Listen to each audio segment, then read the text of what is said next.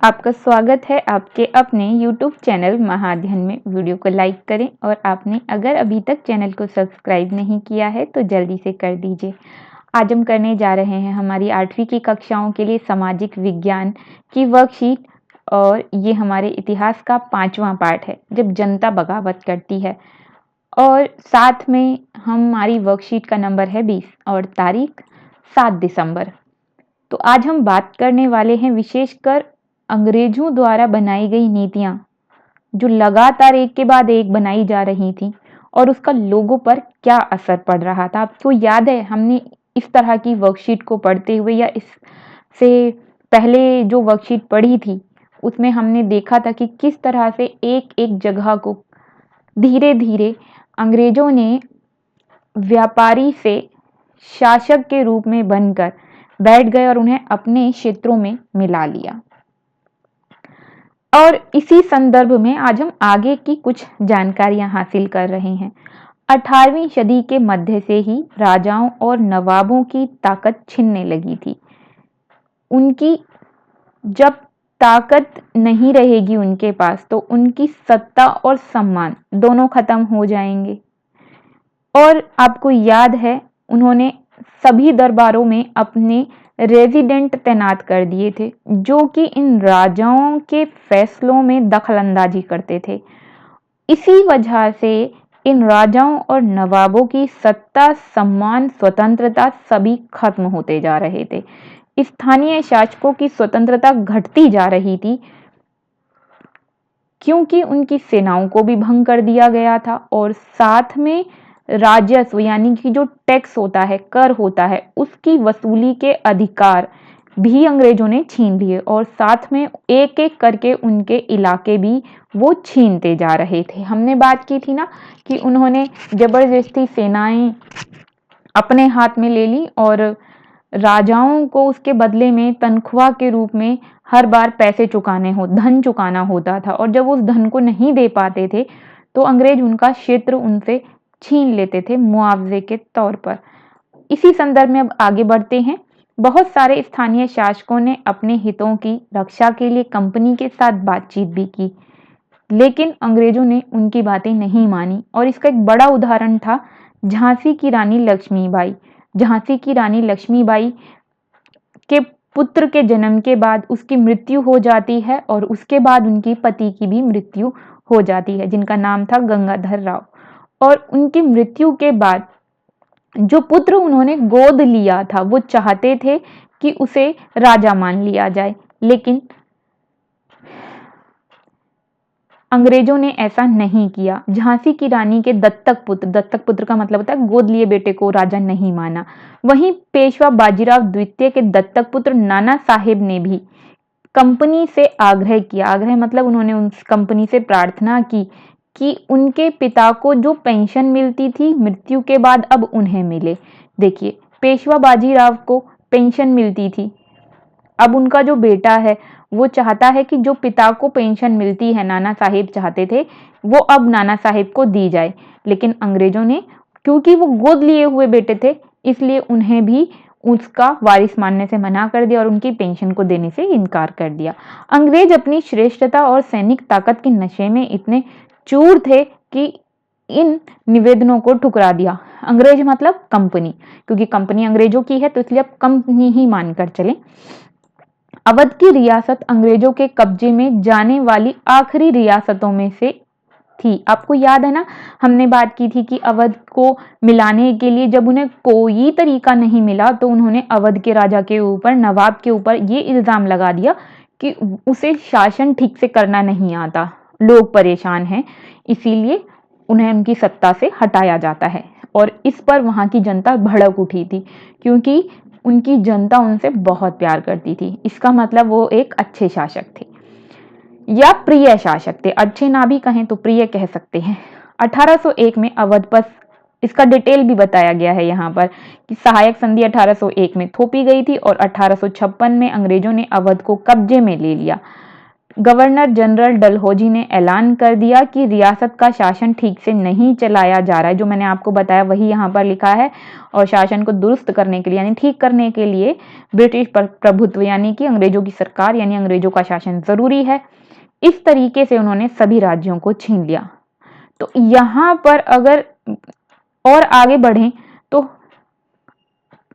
Company ने पूरी एक योजना बनाई थी कि किस तरीके से मुगल शासन को खत्म करना है और उसी के तहत ऊपर की सभी गतिविधियां हुई। और इसके अलावा सभी रियासतों को अपने कब्जे में लेने के बाद कंपनी ने मुगलों के शासन की यादों को भी खत्म करने की कोशिश की और सिक्कों पर से मुगल बादशाह का नाम हटा दिया। 1849 में गवर्नर जनरल डलहौजी ने ऐलान किया कि बहादुर शाह जफर की मृत्यु के बाद बादशाह के परिवार को लाल किले से निकालकर उन्हें दिल्ली में कहीं और बसाया जाएगा, क्योंकि लाल किला उन दिनों मुगल बादशाह के रेजिडेंस यानी कि उनके उनके रहने का निवास स्थान था। अगर वो जब तक वहां रहते तब तक उनका अस्तित्व जिंदा रहता। तो इसलिए ये चाल चली गई कि उन्हें लाल किले से निकालकर कहीं और जाना भेज दिया जाएगा। 1856 में गवर्नर जनरल कैनिंग ने फैसला किया कि बहादुर शाह जफर, अभी तो उन्होंने सिर्फ उन्हें निकालने के बारे में बात की थी और आगे उन्होंने ये तय कर दिया कि उनकी मृत्यु के बाद किसी भी अन्य उनके किसी भी वारिस को राजा नहीं माना जाएगा या फिर बादशाह नहीं माना जाएगा, वो केवल राजकुमार ही माने जाएंगे। ये थी पूरी कहानी। नवाबों ने कैसे अपनी सत्ता को खो दिया, कैसे उनकी स्वतंत्रता चली गई और कैसे एक योजना के तहत सब कुछ किया गया। तो ये जो कुछ भी कंपनी यानी कि अंग्रेज लगातार नीतियां पे नीतियां बनाते चले जा रहे थे, सब कुछ छीन लिया राजाओं से। तो क्या सिर्फ राजाओं से आम जनता क्या खुश थी? तो अब हम पढ़ेंगे कि किसान और सिपाही भी अंग्रेजों से बहुत परेशान थे। अगर किसानों की और जमींदारों की यानी कि जमीन से जुड़े हुए लोगों की बात करें तो दोनों ही बहुत परेशान थे, क्योंकि भारी भरकम लगान उनके ऊपर यानी कि बहुत भारी ज्यादा टैक्स उनके ऊपर लगाया गया था और उस टैक्स को वसूल करने के तरीके और भी ज्यादा कठोर थे। बहुत सारे लोग जब इस कर को चुका नहीं पाते थे तो साहूकारों महाजनों से ब्याज ले लेते थे, कर्ज ले लेते थे और कर्ज लौटा नहीं पाते थे। और जब नहीं लौटा पाते थे तो उनकी पीढ़ियों पुरानी जमीनें मजबूरी में उनके हाथ से निकल जाती थी, यानी जिससे कर्ज लिया है वो उनकी जमीनें उनसे छीन लेता था। तो ये किसानों की बात थी। तो वहीं पर सिपाही भी बहुत परेशान थे अंग्रेजों से। क्यों क्यों परेशान थे? तो अंग्रेजों से परेशान होने की जो खास वजह सिपाहियों के लिए हम देखते हैं वो दो तीन वजहें हैं। एक वजह तो ये थी कि उनके वेतन भत्ते और सेवा शर्तें बिल्कुल भी सिपाहियों के अनुकूल नहीं थी। और दूसरी, उनकी जो नए नए नियम वो लगातार बनाते जा रहे थे, अंग्रेज जो नए नए नियम सिपाहियों के लिए बना रहे थे उनसे सिपाहियों की धार्मिक भावना और आस्थाओं को ठेस पहुंचती थी। जैसे एक उदाहरण यहाँ पर दिया गया है कि उस जमाने में समुद्र पार जाना अच्छा नहीं माना जाता था, तो बहुत सारे सिपाही समुद्र में नहीं जाना चाहते थे, समुद्र पार नहीं जाना चाहते थे, यानी समुद्र के ऊपर जाना अच्छा नहीं माना जाता था। इसलिए वो बिल्कुल भी समुद्र पार किसी भी देश में युद्ध पर कहीं पर भी नहीं जाना चाहते थे। उन्हें लगता था कि क्योंकि ये धर्म के अनुसार समुद्र यात्रा मना थी, इसीलिए उन्हें लगता था इस तरह हमारा धर्म और जाति दोनों भ्रष्ट हो जाएंगे, यानी कि खराब हो जाएंगे, खत्म हो जाएंगे। जब सिपाहियों को कंपनी की ओर से 1824 में लड़ने के लिए समुद्र के रास्ते से बर्मा देश का नाम है, जाने का आदेश मिला तो उन्होंने इस हुक्म को मानने से इनकार कर दिया।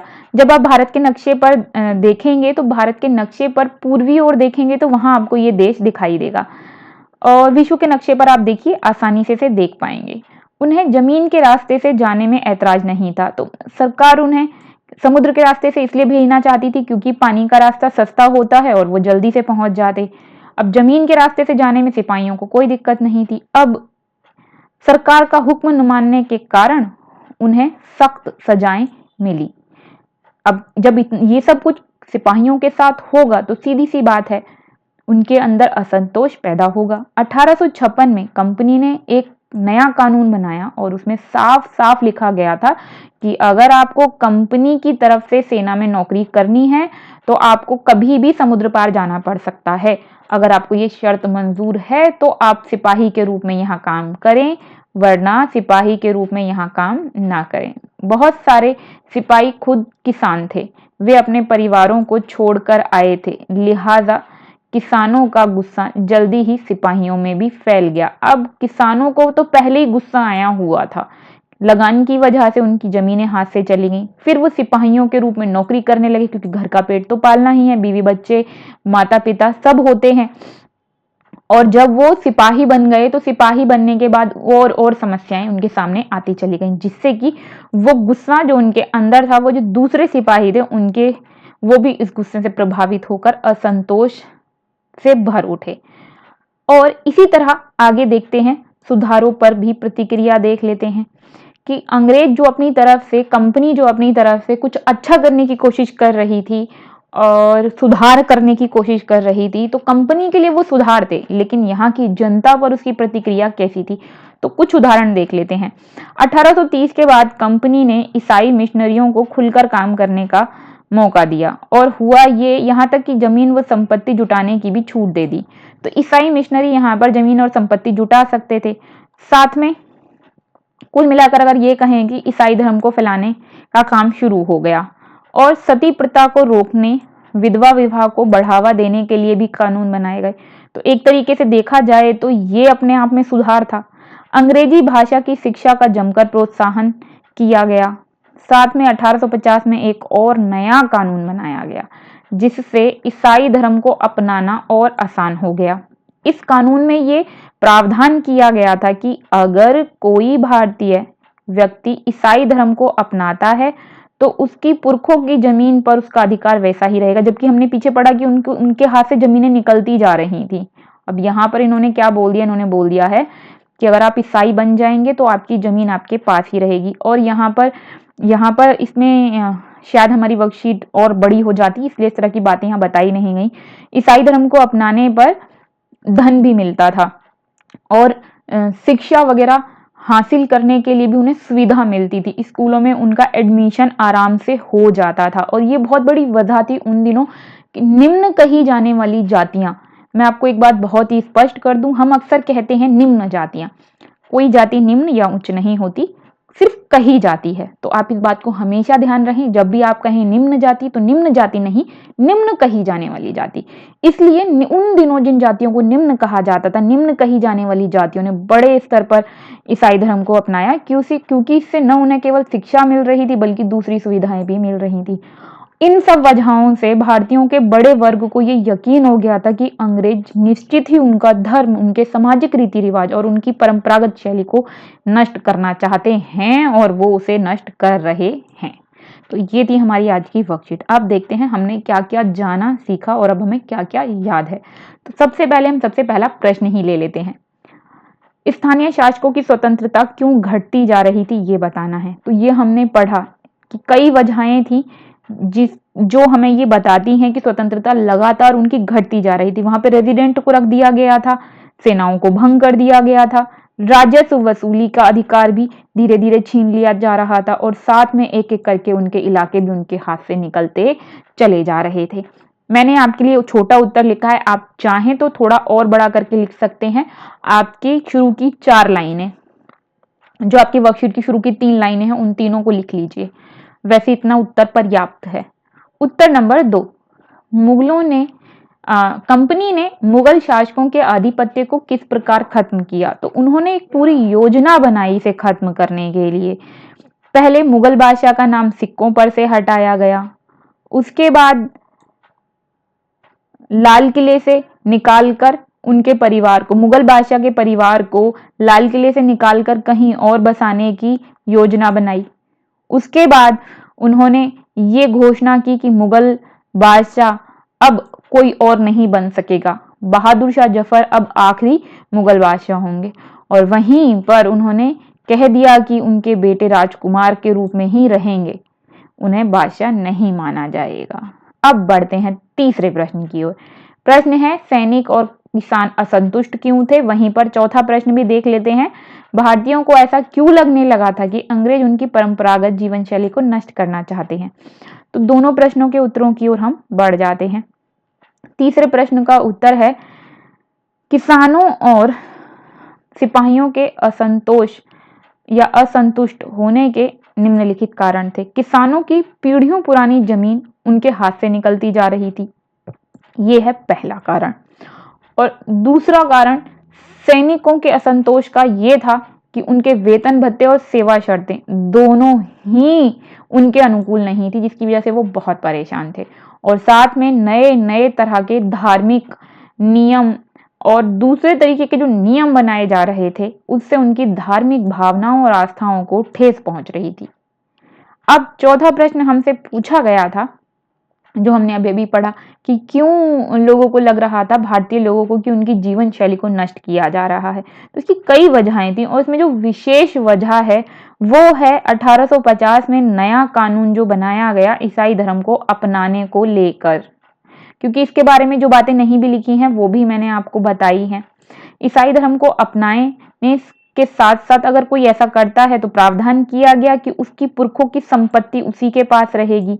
साथ में उन्होंने और भी ऐसे कई कदम उठाए जिसकी वजह से यहाँ के बड़े वर्ग को यकीन हो गया कि उनका धर्म, सामाजिक, राजनीतिक जीवन, रीति रिवाज, परंपरागत जीवन शैली सभी कुछ नष्ट होते जा रहे हैं या अंग्रेज उन्हें नष्ट कर देना चाहते हैं। तो ये थी हमारी आज की वर्कशीट और महाअध्ययन की तरफ से आपके लिए वीडियो।